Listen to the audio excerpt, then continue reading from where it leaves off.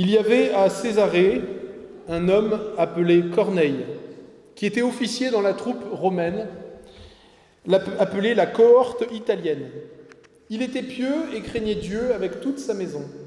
Il donnait beaucoup d'argent au peuple et ne cessait de prier Dieu.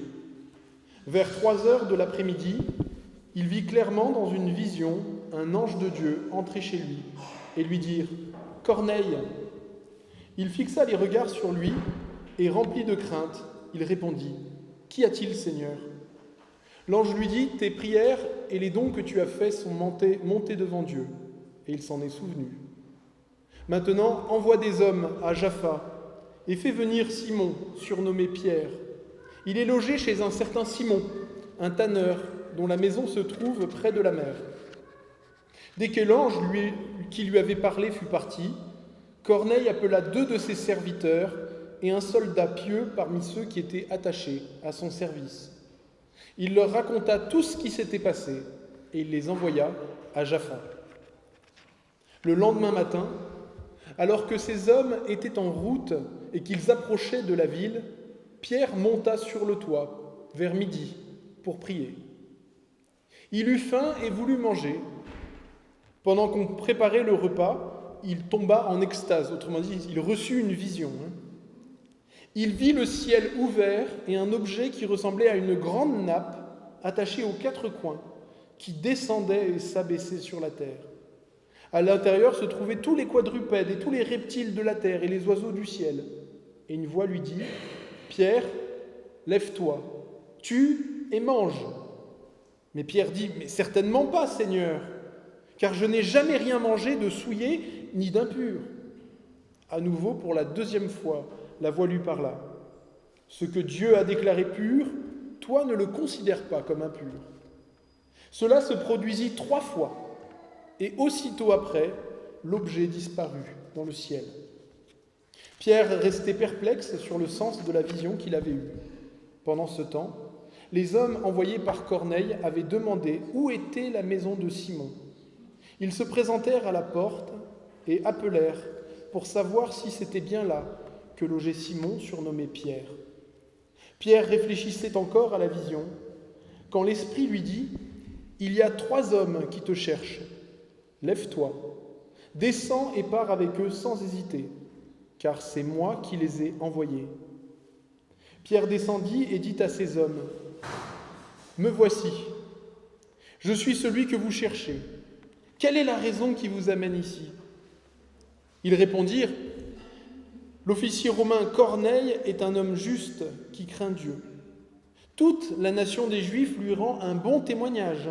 Or, il a été divinement averti par un saint ange de te faire venir dans sa maison et d'écouter tes paroles. » Alors Pierre les fit entrer et les logea. Le lendemain, il se leva et partit avec eux.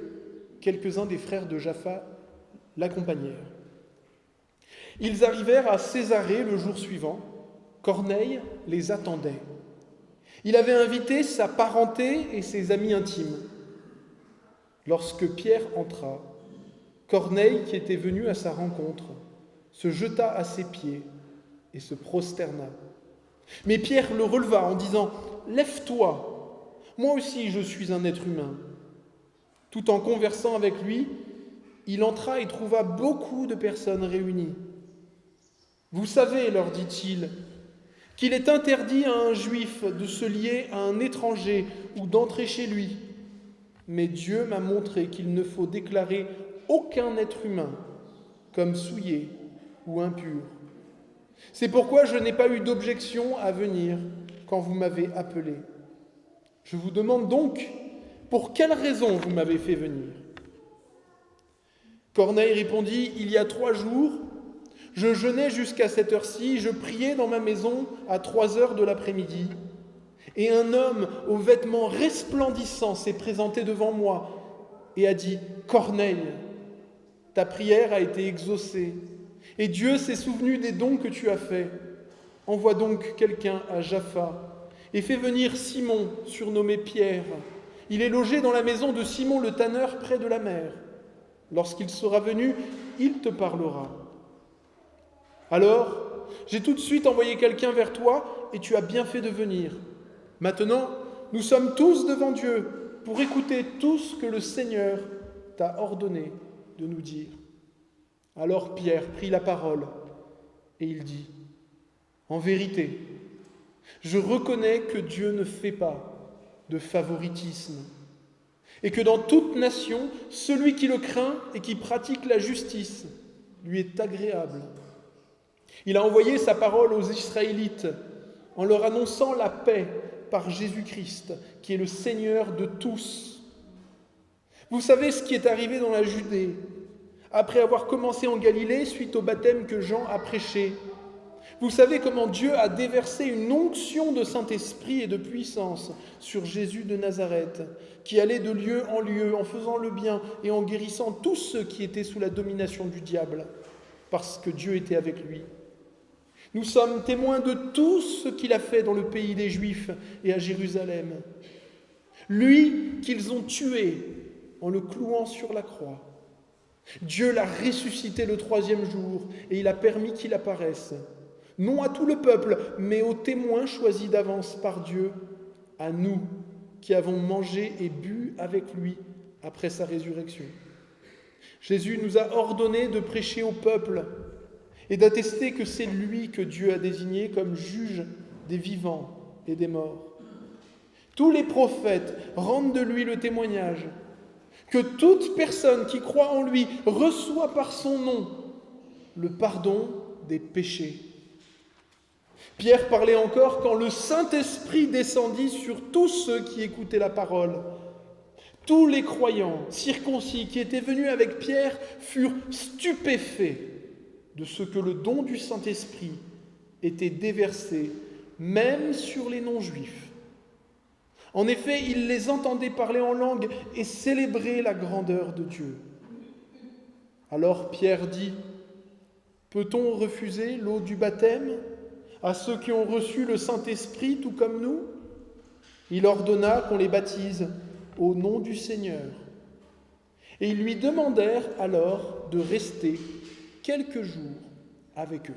Voilà, jusque-là la lecture de la parole de Dieu. On a lu tout le chapitre 10, mais je crois que ça valait vraiment la peine.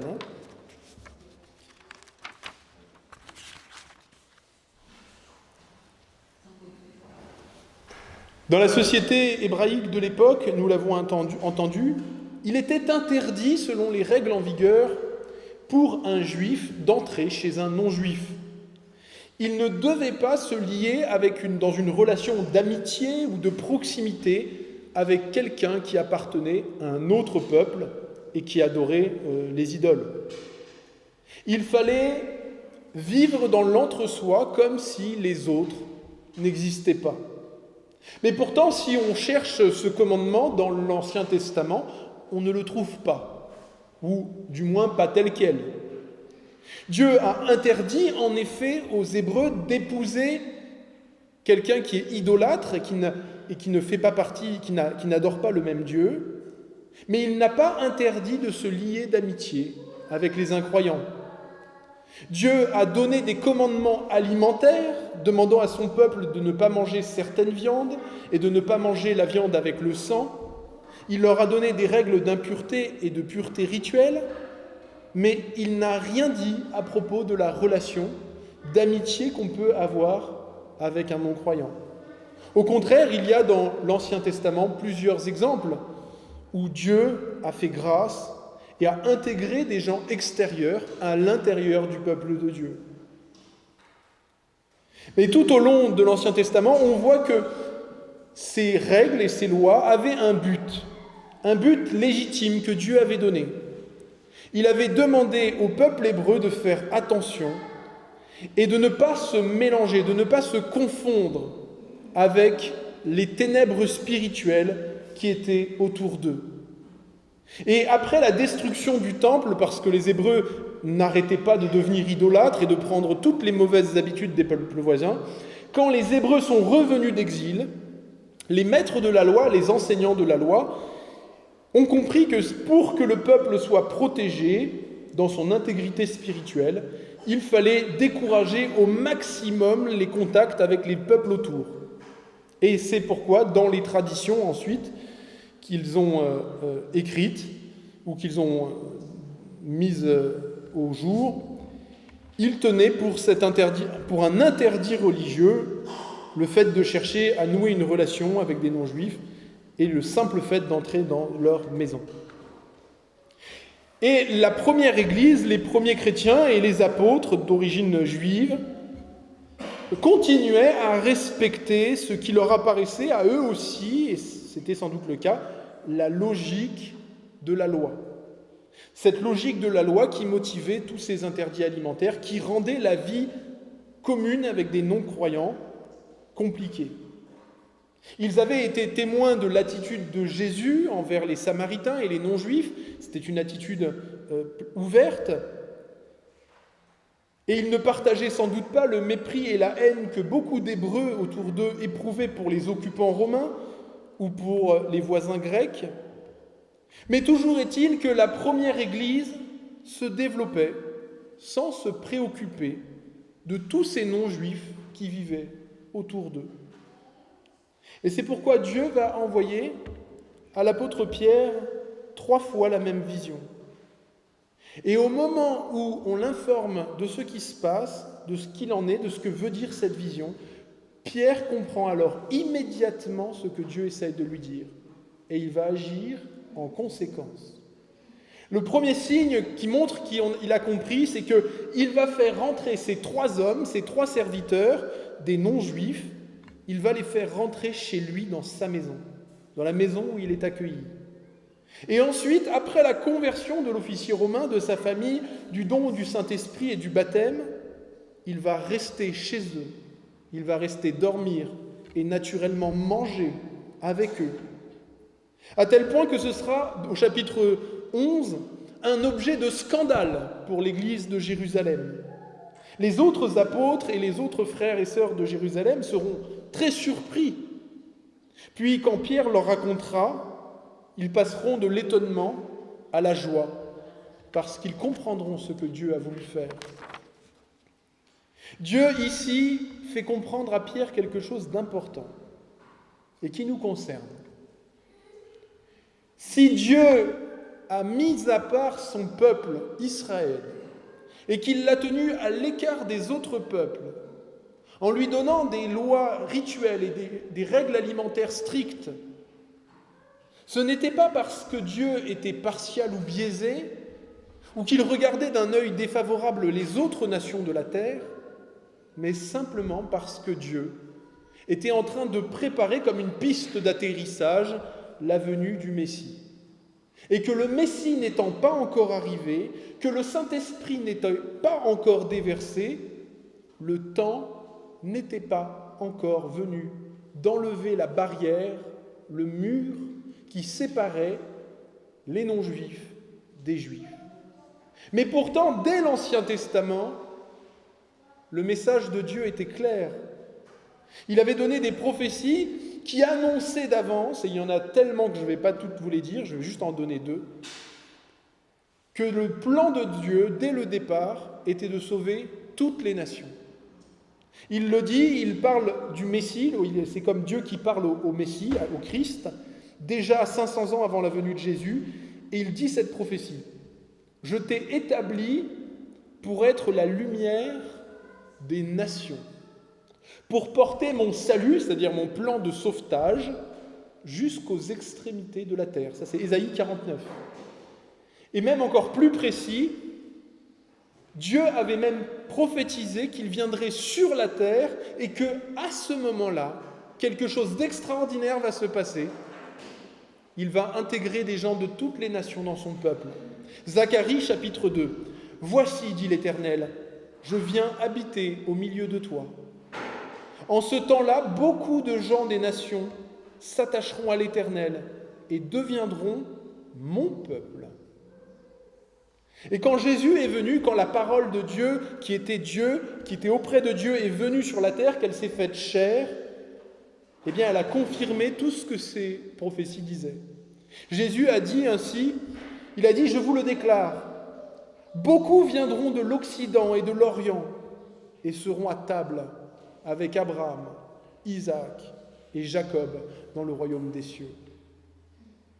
Et même si tout au long de son ministère, on voit que Jésus a respecté les interdits alimentaires, même si on le voit bien faire la distinction entre les Hébreux et les non-Hébreux, mais même si, dans le premier temps de son ministère, il se restreint essentiellement à un ministère au milieu des Juifs, il a néanmoins préparé ses disciples à la nouvelle étape qui prendra jour après sa résurrection et son ascension. Ainsi, il avait, par rapport à la loi alimentaire, il l'avait rappelé que ce qui rend un homme pur devant Dieu, ce n'est pas ce qui rentre dans la bouche, mais ce qui en sort. Matthieu chapitre 15. Et donc, par conséquent, que ce n'est pas ce que les aliments, ça veut dire que nous mangeons, les règles alimentaires que nous suivons, mais que c'est les actes et les paroles que nous faisons qui nous rendent agréables ou non devant Dieu. Et donc, par cette logique, les individus des autres peuples ne sont pas par nature plus souillés ou plus impurs que les Hébreux. Et c'est pourquoi, après sa résurrection, il a demandé à ses disciples cet ordre: allez et faites de toutes les nations des disciples. Mais voilà que plusieurs semaines, plusieurs mois après ces mots, les apôtres n'ont pas encore compris et n'ont pas encore tiré toutes les applications de la venue du Christ pour sauver le monde et les peuples de la terre. Ils ont vu la Pentecôte tomber sur le peuple hébreu. Ils ont vu des Juifs venus d'un peu partout qui se sont mis à proclamer dans des langues différentes la gloire de Dieu. Ils ont vu l'Esprit de Dieu déverser sur les Samaritains. Mais ils n'ont pas encore vu le Saint-Esprit tomber de façon visible sur les non-juifs. Et aucun apôtre n'osait franchir cette barrière.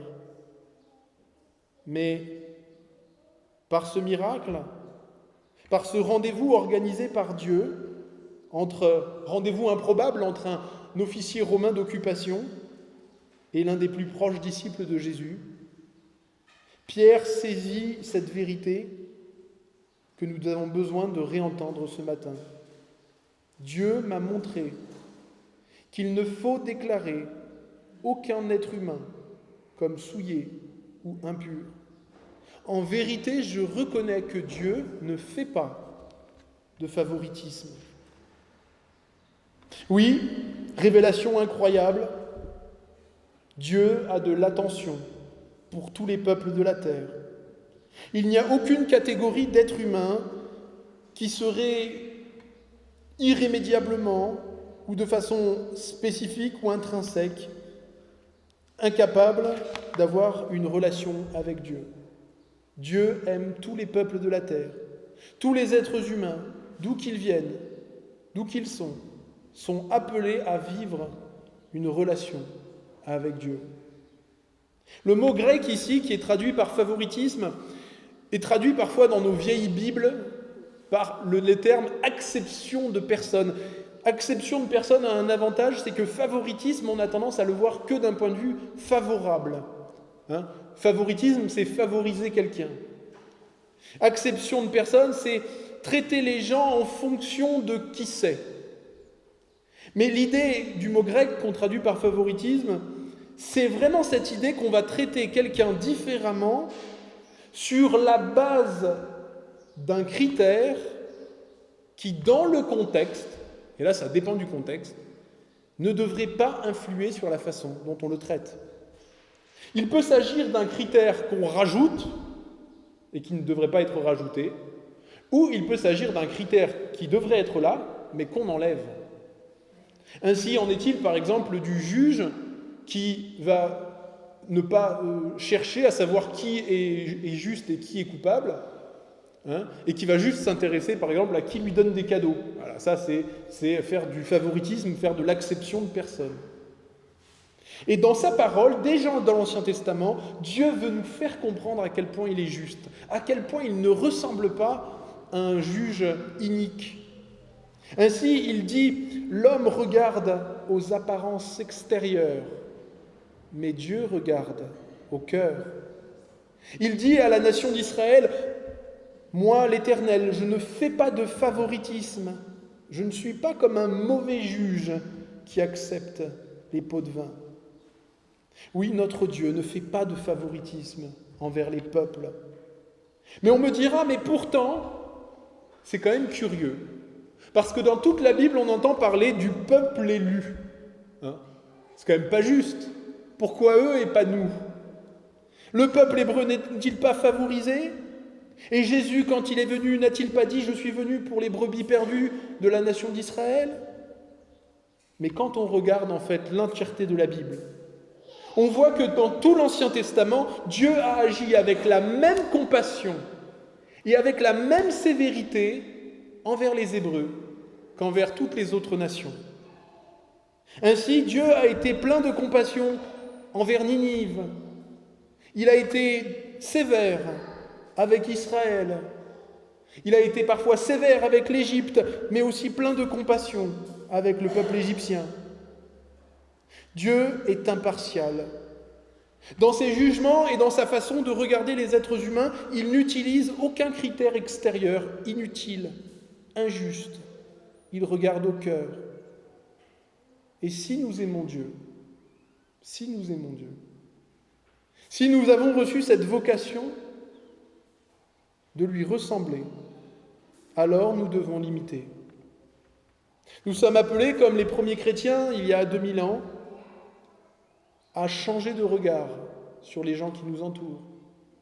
L'Église chrétienne de Jérusalem et des environs et des villes autour était appelée à refléter la population qui était au milieu d'eux. Dieu voulait toucher les non-juifs comme il voulait toucher les juifs. Il voulait toucher les soldats romains comme il voulait toucher les zélotes. Il voulait toucher les personnes handicapées comme ceux qui étaient valides. Dieu appelait à toucher chaque homme, chaque femme, chaque enfant. Ce n'est pas évident pour l'Église de cette époque. Et ce n'est pas évident pour nous qui recevons ce matin ce commandement du Seigneur. Comme les Hébreux, nous baignons dans un environnement humain, un environnement pécheur, un environnement rempli de haine, d'oppression, d'injustice, de ressentiment et de colère. Toutes les catégories humaines, tous les groupes, tous les sous-groupes, toutes les distinctions, toutes les fractures, toutes les lignes de partage et les frontières qui séparent l'humanité, chaque bribe, chaque morceau, chacun est rempli de méfiance, de mépris à l'égard des autres. Il n'y a pas un groupe humain, pas un cœur qui n'est souillé par les préjugés, qui juge de façon hâtive, sans chercher à comprendre ou sans chercher son intérêt. Et pourtant, c'est à cette humanité-là, et à ceux en particulier qui, comme Corneille, cherchent réellement le Dieu de leur salut, que le message de l'Évangile est venu faire irruption. Dieu est venu bouleverser la façon de fonctionner que nous avons habituellement. Dieu appelle les hommes qui le cherchent et les femmes qui le cherchent à former un peuple nouveau, comme nous l'avons entendu dans les prophéties. C'est un peuple nouveau qui est issu de tous les milieux sociaux, de toutes les conditions, de toutes les ethnies, de toutes les couleurs politiques, de tous les goûts. Et il rassemble des gens qui normalement n'auraient rien à faire ensemble, qui autrefois se détestaient ou se regardaient avec méfiance et incompréhension. Et il les fait s'adopter comme famille, comme frères et sœurs. Qui que nous soyons, d'où que nous venions, quel que soit notre passé, Dieu nous appelle à vivre cette relation avec lui et les uns avec les autres. Et c'est ce que Pierre a commencé à vivre quand il a pu manger et loger chez cet officier romain. L'apôtre Paul le dit de la part de Dieu, il dit cette phrase, première lettre à Timothée, chapitre 2. Dieu désire que tous les hommes soient sauvés et parviennent à la connaissance de la vérité. Dieu désire que tous les hommes soient sauvés et parviennent à la connaissance de la vérité. Si nous aimons Dieu, si nous croyons en lui, il nous interpelle ce matin et nous demande de regarder les autres, notamment ceux que d'habitude nous ne regardons pas, et d'essayer de les regarder comme lui nous regarde. Il ne faut pas le nier, il y a de grandes séparations, de grandes distances avec les gens qui ne nous ressemblent pas, que ce soit par nos idées, que ce soit par notre façon de s'habiller, que ce soit par la langue, que ce soit peu importe. Il y a de grandes distances. Mais cette distance qui nous sépare des autres hommes, elle est toujours moindre que la distance qui nous sépare de Dieu. Et pourtant, cette distance-là, Dieu l'a franchie pour nous. Dieu est le plus riche. Il est le tout autre. Il a toute raison de nous considérer comme une catégorie de créatures devenues sales, impures, puantes, hors du salut, qu'il ne faudrait en aucun cas côtoyer. Et pourtant, il est venu à notre secours. Se faisant homme, il est venu panser nos blessures. Il ne nous a pas regardés avec mépris, mais il a considéré chaque homme, chaque femme, chaque enfant avec valeur. Et c'est parce que, tout simplement, c'est le plan de Dieu à l'origine. La Bible dit que tous les êtres humains, nous tous, qui que nous soyons, nous avons été créés à l'origine pour être à l'image de Dieu. C'est un état de fait et une vocation. Un état de fait parce qu'il y a en chacun de nous quelque chose, une petite part, une étincelle, un reste de la dignité que Dieu nous a conférée. Et c'est une vocation parce que tout homme, qu'il soit croyant ou non, est appelé et sera jugé en fonction de la façon dont il a cherché à représenter Dieu, à vivre fidèlement dans son image, selon son image. Et toute notre vie, nous allons croiser des milliers de regards. Il y aura toutes sortes d'êtres humains qui croiseront notre route. Mais retenez ceci, pas une seule fois, nos yeux se poseront sur le visage d'un être humain pour lequel Dieu se serait dit « celui-là, il ne compte pas à mes yeux. Celui-là, il n'est pas important pour moi. Celui-là, il m'indiffère. » Pas une seule fois. Le message de l'Évangile que nous prêchons ce matin n'est étranger à aucun peuple et à aucune catégorie, même de pécheurs. Méfions-nous de mépriser ou de haïr qui que ce soit. Mais faisons attention et tenons notre langue pour que lorsque nous désapprouvons quelque chose, et parfois à raison, nous n'exprimions ni haine d'un être humain en raison de son bord politique ou de ses erreurs. Un frère ou une sœur parfois pénible dans l'Église, quelqu'un qui appartient à une autre culture que la nôtre, que nous ne comprenons pas. Embrassons à chaque fois, avec un regard d'amour et de compassion, le même regard que Dieu porte sur eux. L'apôtre Paul nous dit « Nous n'avons pas à combattre contre la chair et le sang, mais contre les esprits des ténèbres. » Oui, même les hommes les plus asservis aux puissances des ténèbres sont invités à être délivrés et à vivre une relation d'amour avec Dieu. L'Écriture nous le rappelle. Dieu a tant aimé le monde qu'il a donné son Fils unique, afin que quiconque croit en lui ne périsse pas, mais qu'il ait la vie éternelle. Éphésiens, chapitre 2, verset 14, et je veux conclure juste là-dessus. Le Christ est notre paix, lui qui des deux groupes n'en a fait qu'un.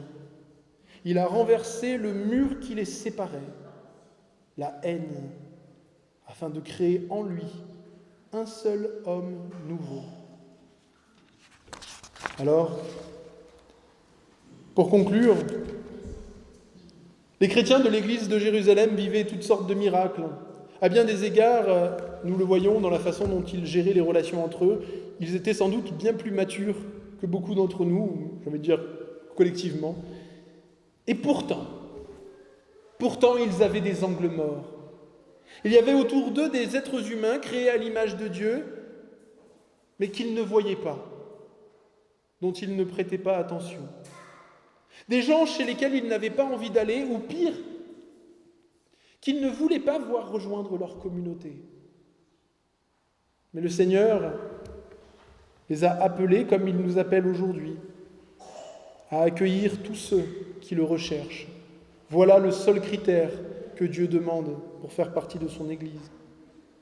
Il y a dans le monde toutes sortes de critères, et certains sont utiles pour la gestion des institutions, mais le critère que Dieu demande pour son Église, c'est est-ce que nous cherchons Dieu ?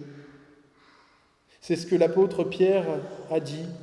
Toute personne, d'où qu'elle vienne, de quelque nation, qui cherche le Seigneur, qui le craint, et qui cherche à pratiquer la justice, lui est agréable. Voilà les frères et les sœurs que Dieu nous envoie. Voilà ceux que nous avons en charge d'accueillir. Voilà les seuls critères que nous devons retenir. Si quelqu'un est en Christ, dit l'apôtre Paul, il est une nouvelle créature. Les choses anciennes sont passées. Voici, toutes choses sont devenues nouvelles. Prions. Seigneur notre Père, transforme notre regard sur le monde et sur les gens. Cette prière, ce message que tu nous donnes ce matin, Seigneur, il n'est pas pour les autres, il est pour chacun de nous. Montre-nous, Seigneur, les gens que nous n'estimons pas, les catégories que nous excluons du royaume de Dieu, là où toi tu ne les as pas exclus. Oui, Seigneur, tu appelles les hommes à la repentance, tu les appelles à se conformer à ta parole. Mais tu appelles chacun à venir d'abord à toi, tel qu'il est. Donne-nous par ton esprit d'accueillir ceux qui sont différents, ceux qui nous paraissent ne pas penser comme nous. Aide-nous, Seigneur, à les aimer comme tu les aimes. Donne-nous de vivre notre vie dans notre Église, sans favoritisme, sans acception de personne, en fonction de regards et de critères extérieurs. Aide-nous. Merci pour toi, Seigneur, pour ton amour, pour avoir pris notre condamnation. Toi qui, d'étrangers que nous étions, nous as fait proches. Nous qui, de pauvres que nous étions, tu nous as fait riches de ta grâce. Nous attendons ton règne. Prépare-nous. Amen.